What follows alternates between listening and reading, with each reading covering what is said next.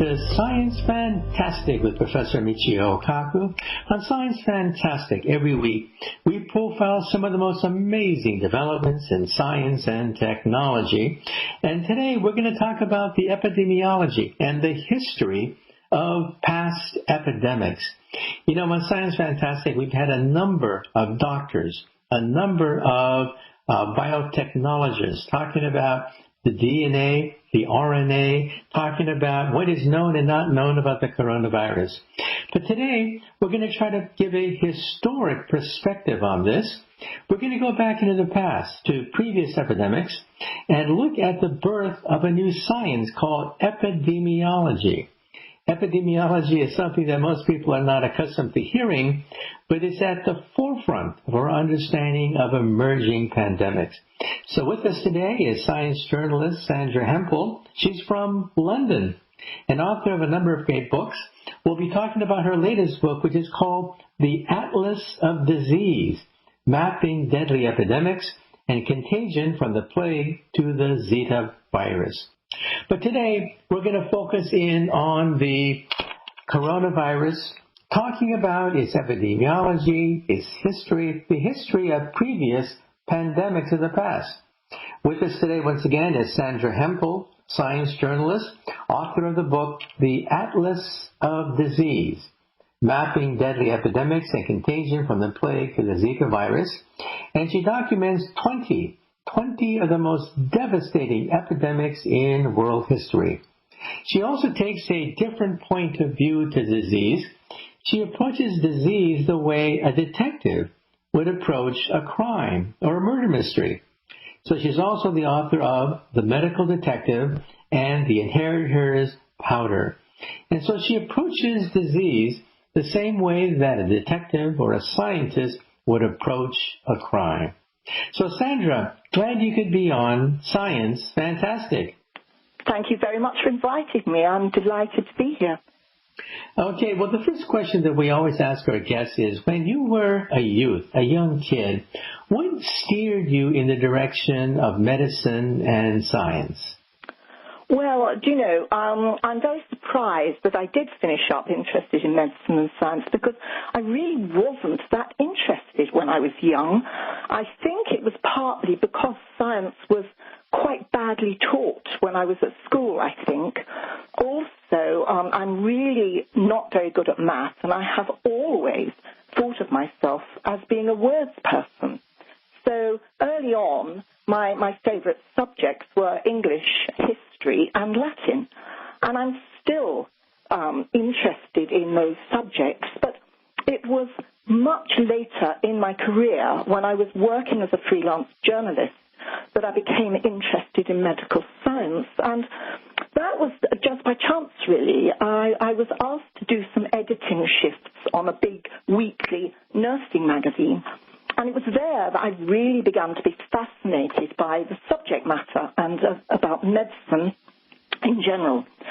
And then later, when I was thinking about writing a non-fiction narrative book, because I simply liked the idea of doing that and trying my hand at writing a book, I thought about the history of medicine. And I thought there might be some good, strong human interest stories there to tell. And I came across the story of Dr. John Snow in the 19th century and the great cholera epidemics, and the iconic Broad Street pump in London Soho that he used to do his research into how cholera might be spreading.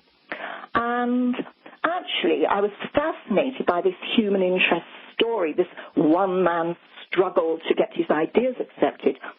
And it was only when I'd actually got a publishing deal for the book and I really got stuck into the writing that it dawned on me just how much scientific research I was going to have to do. And it was a very daunting thought at the time. But at the same time, when I started to get immersed in it, I found it absolutely fascinating. And I particularly enjoyed the challenge of explaining difficult science in good plain English that the general reader could understand. So that's really how it came about. Okay, now in your book, The Atlas of Disease, you approach disease differently than some of the other guests that we've had on Science Fantastic. They talk about the symptoms, and they talked about how many people have died as a consequence of this disease or whatever. You approach it from the point of view of an epidemiologist. So what is epidemiology, and why is it so important for your narrative, The Atlas of Disease? Well, epidemiology is the study, it's been put very simply as who gets sick and why. So it's not about individual patients. It's not about cures or treatments. It's about discovering how a disease travels, how it's transmitted, and what course it is likely to take. And that's where the detective side of things comes in.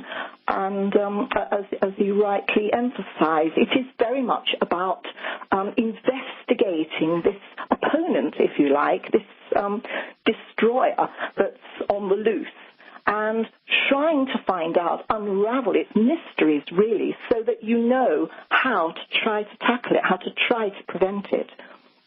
I think that's one way of putting it, really.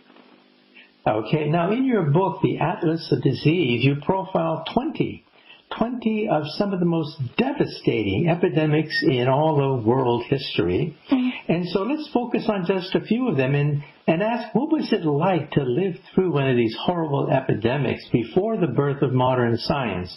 For example, in the year 1350, it's rumored that, it's conjectured that perhaps half the population of Europe died as a consequence.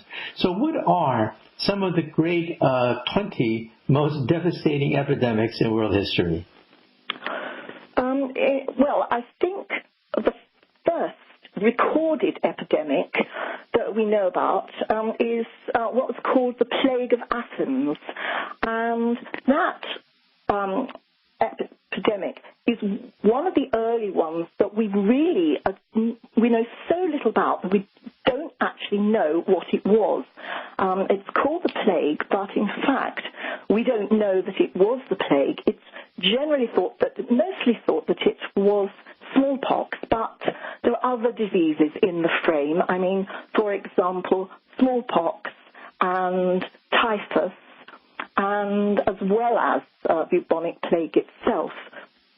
And it must have been absolutely terrifying because, as you say, people really understood nothing about what was happening, and they knew nothing about how to take any kind of precautions against the disease.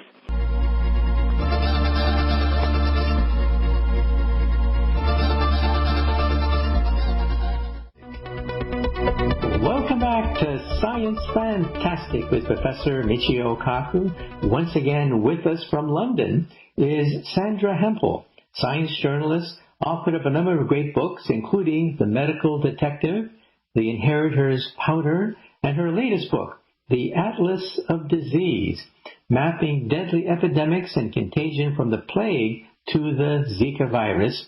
And it profiles 20 of some of the most devastating epidemics in history, and we're going to approach it from the point of view of an epidemiologist, trying to find out where these diseases came from, how it spreads, and how it eventually was resolved.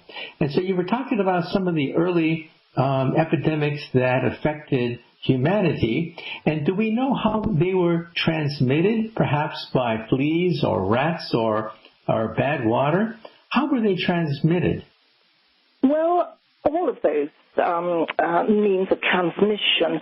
In the Black Death, they're famously transmitted by fleas who were jumped from rats onto people and transmitted the disease that way.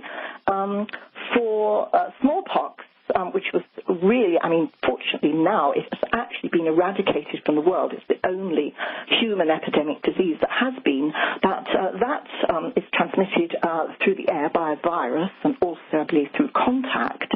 And typhus, which is another appalling killer, and is very prevalent in confined spaces. It was once known as jail fever for that reason, and also in army camps during wars. It's been an absolute killer, and that's transmitted by the human body louse. And there are famous pictures during World War I of soldiers being sort of hosed down with disinfectant because it can linger in clothes, in hair, and it's transmitted very easily. The flea lice just jumps from one body to another, and it's an absolute killer.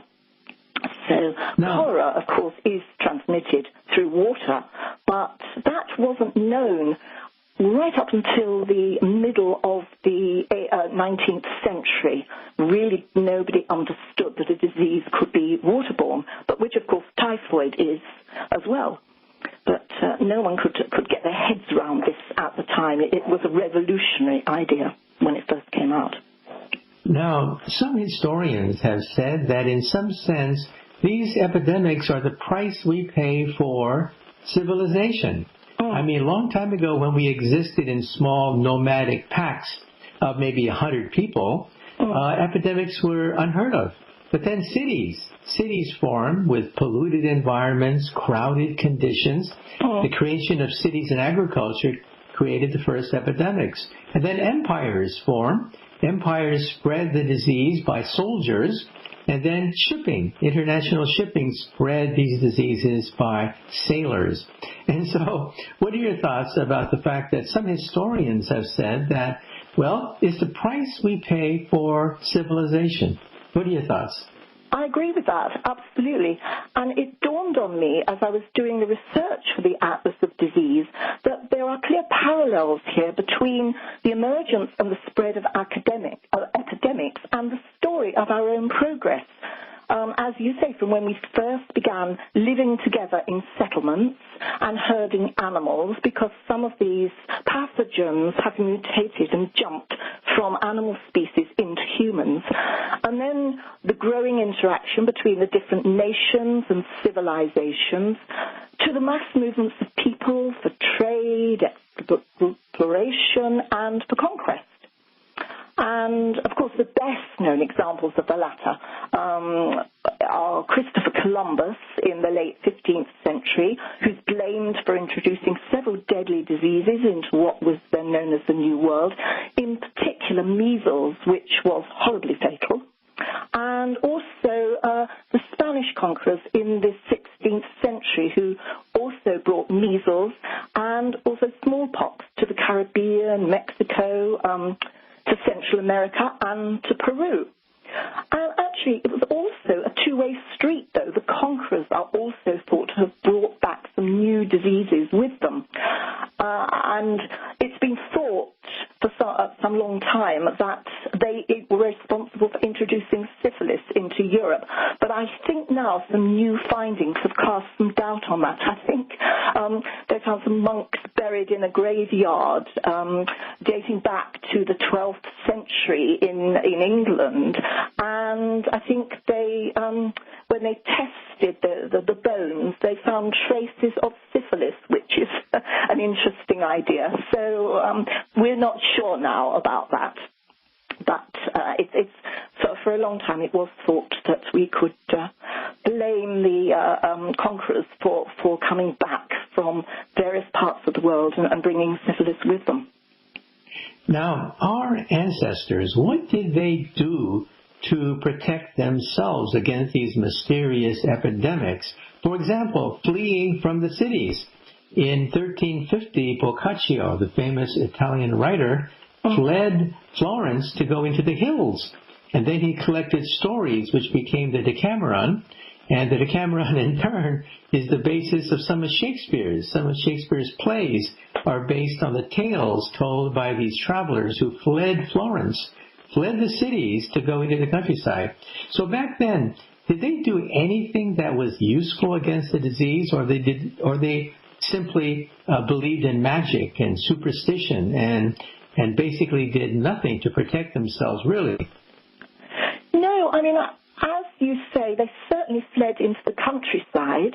They certainly certainly tried to steer clear of other people, which is interesting. It's an interesting instinct because they knew nothing, about how diseases were transmitted, and certainly, of course, nothing about germs whatsoever. But they were also either locked themselves up or they were forcibly locked up.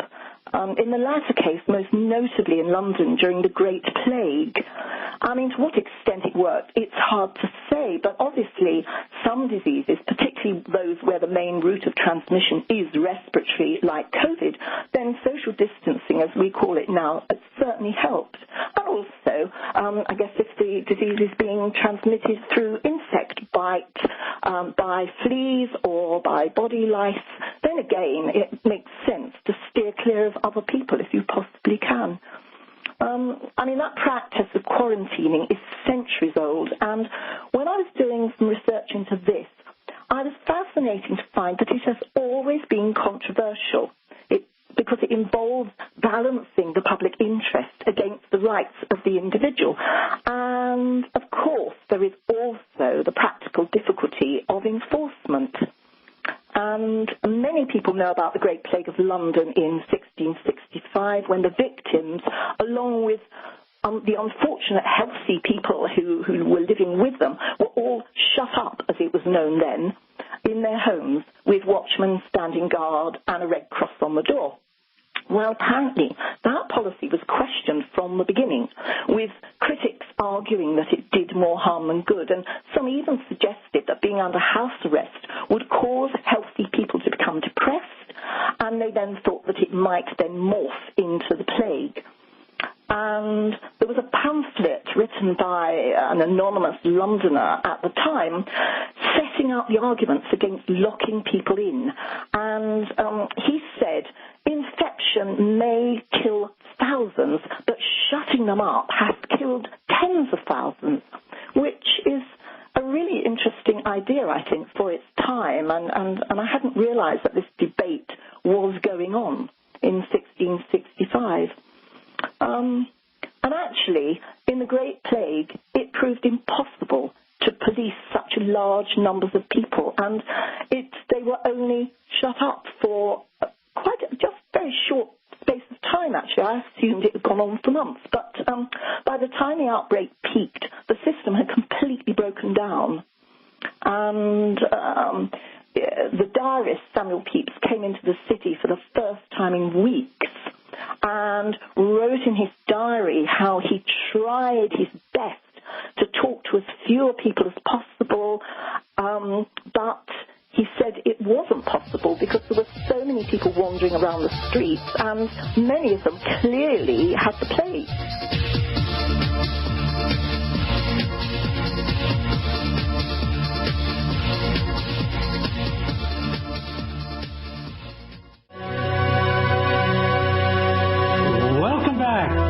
Science Fantastic with Professor Michio Kaku. Once again with us today is Sandra Hempel from London, author of a great book, The Atlas of Disease. That's right, The Atlas of Disease, tracing its geological, biological origins.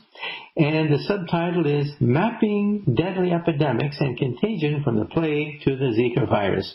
And it profiles 20 of the most devastating epidemics in world history. She's also the author of The Medical Detective and The Inheritor's Powder, and she approaches disease like a detective approaches a crime, and that is the science of epidemiology. And we're talking about that when we talk about plagues of the past. Now, we just mentioned the famous plague of 1665. I'm a physicist, and we'd like to tell the story of a young 23-year-old man who was social distancing back in 1665 on his estate, and he noticed the moon one day while he was in quarantine, and he said to himself, if an apple falls, then does the moon also fall? Well, he had plenty of time to work out the problem because, of course, the Black Plague had shut down Cambridge University, and he created two things. He created first calculus, the mathematics of forms which can change with time, and then he also founded the universal laws of gravitation, Well, that 23-year-old man was Isaac Newton, perhaps the greatest scientist of all time, and one of the byproducts of the great plague of 1665 in London was the creation of modern physics. Well, once again, with us today is Sandra Hempel from London, author of the book, The Atlas of Disease.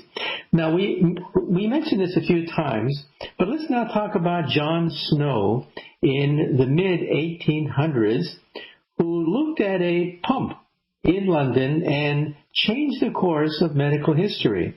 So what is cholera, and what was the insight of John Snow which changed medical history? Cholera is caused by a bacteria. It's spread largely by contaminated water. And it first really came onto the world stage in the 19th century. Its origins, natural environment, is the Ganges Delta. And we don't know quite why in the early 19th century it began to move out of that area across India and then eventually across Asiatic Russia into what was then European Russia and then around the world. We think that the British Army might well have been to blame for it first starting to move because the British obviously had colonized India and occupied it. The British Army was there and there was a massive amount of world trade going on at the time. So we think that again, we come back to trade, we come back to movement of people and armies. We think that's the reason that cholera went on the move. And it baffled medical science, it baffled governments around the world. It was killing millions of people, but nobody could understand it because it behaved so bizarrely. It wasn't like any other disease that they had known.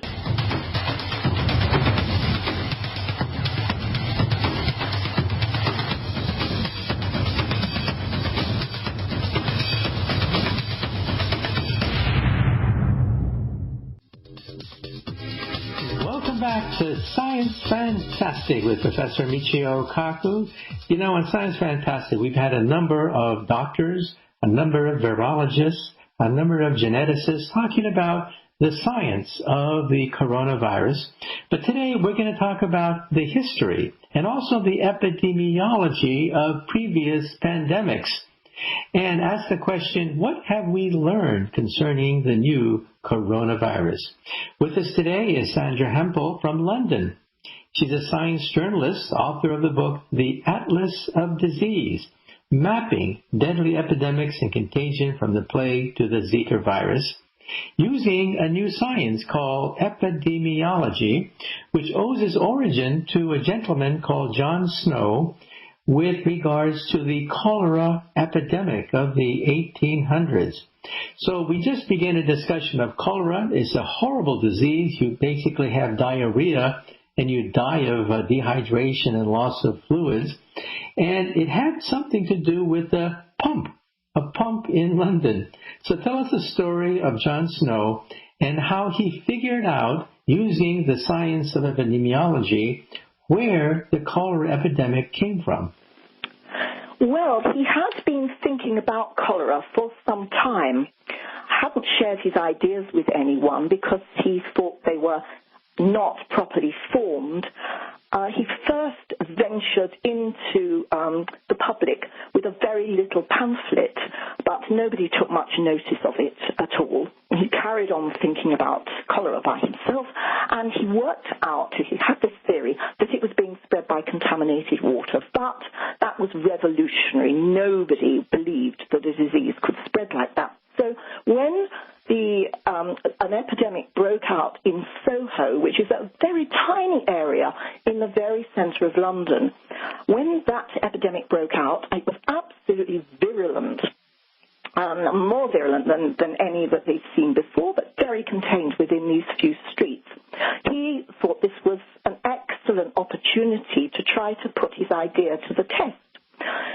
he went around when the epidemic was over, and in fact it only lasted for about 10 days, and it killed about 600 people in a very small patch of streets, and 200 of them died in the first night alone. So that's how vicious cholera can be. And once that had died down, he went around the district. He had a list of the houses where people had died, and he knocked on the door and asked the remaining family where they got their water from. Did they get it from one of the commercial water companies, or did they get it from one of the pumps, the well pumps in the street? And he took a map of the district, a street map, and for every death in every house, he put a little line. And when he'd finished his inquiries and he studied his map, he realized that all of the worst affected houses, the most deaths, all occurred within a little radius of the Broad Street pump. And as you got further away from the Broad Street pump, so the deaths diminished. And the only times that he could have cases that he could see where there was a difference in that pattern was where the Broad Street pump might have been further away from where the person lived, but it was easier to go to the Broad Street pump than to one of the others, because it was lots of little lanes that ended in cul-de-sacs and that kind of thing. And so that actually was his really groundbreaking piece of work that to him really proved what he was already sure was going to be the case, that the Broad Street pump was the cause of the infection. Of course, nobody understood about germs at that time, certainly not John Snow either.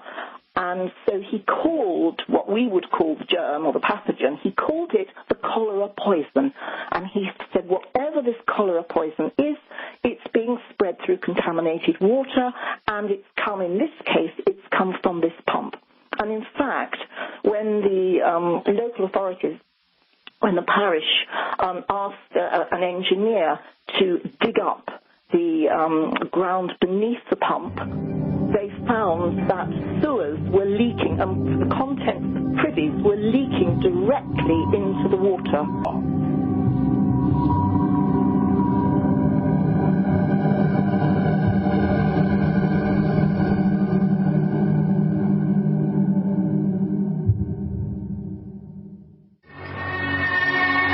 Welcome back to Science Fantastic with Professor Michio Kaku. On Science Fantastic, we've had a number of doctors, virologists, geneticists talking about the DNA, the RNA, and the genetics and the scientific background behind the coronavirus. But today we realize that the coronavirus is part of a continuum, that we live in some sense in an ocean of viruses, most of them harmless, but every once in a while a virus mutates and can create a pandemic. So with us today is Sandra Hempel, science journalist from London, author of the book, The Atlas of Disease, Approaching Disease Like a Detective Approaches a Murder Mystery. And when we last left off, we were talking about John Snow, who had the nerve and the foresight to say that perhaps contaminated water affected the cholera epidemic. And researchers there removed the handle. They removed the handle of this pump, and sure enough, the number of cases of cholera dropped like a rock. Now, we sometimes forget that back in the 1800s, open sewers, open cesspools were quite common. When you read diaries of people traveling through Europe in the 1700s and 1800s, the first thing they noticed was the smell. This horrible smell from open sewer pipes and cesspools in all the great cities of Europe. Well, because of what John Snow did and other discoveries like the germ theory, sanitation spread throughout the civilized world for the first time. So, Sandra, once again, tell us, what were then the implications of this monumental discovery that diseases could be spread by things like contaminated water? Well, as you say, the main consequence was a speeding up of the installation of decent sewers and clean water supplies, because water was absolutely filthy. I mean, certainly in the UK, in Britain it was absolutely disgusting in the towns and cities. I mean, springs in the countryside were fine, but once you got into towns and cities, then, as you say, we're talking about open sewers, we're talking about privies leaking into water supplies, and that water would just be pumped straight out to people without any kind of filtering or boiling whatsoever. So decent clean water, decent sewers became an absolute priority. It took a while for John Snow's ideas to get accepted because people had been wedded to this idea of miasma.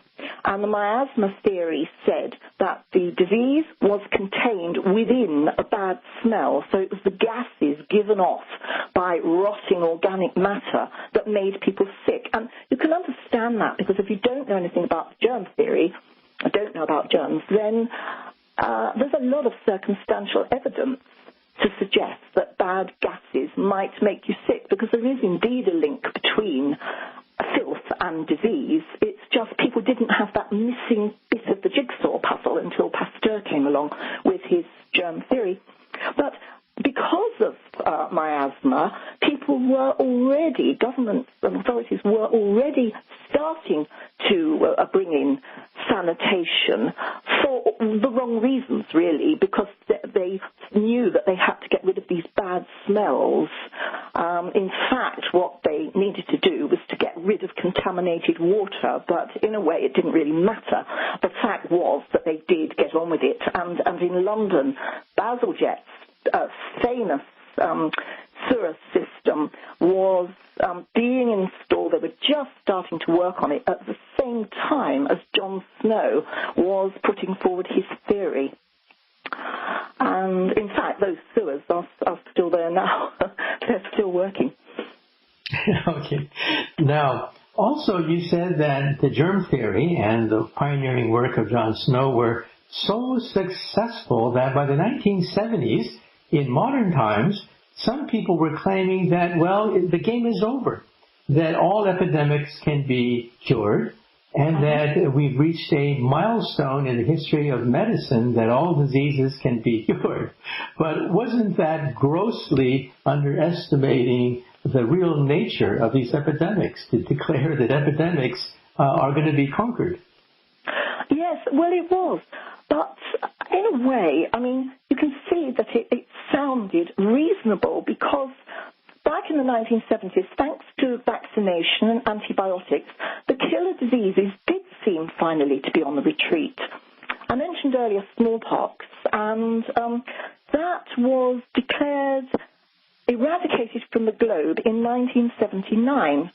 And it wasn't unreasonable to think that other diseases were set to follow. Well, they haven't.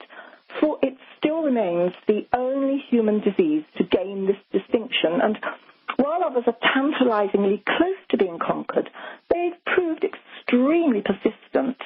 And some of them are even staging a comeback. And then, of course, there are the new diseases that have emerged without warning. And, of course, with global travel, they can cross the world in hours. And also what's worrying is that some of the old diseases, TB in particular, are becoming resistant to our antibiotics. And antibiotics, as you will all know, is by far the most effective treatment that we've ever had.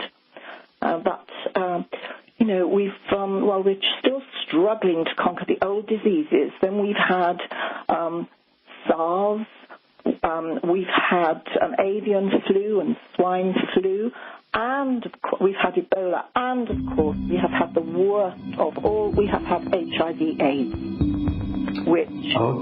Okay, well, unfortunately, we have run out of time.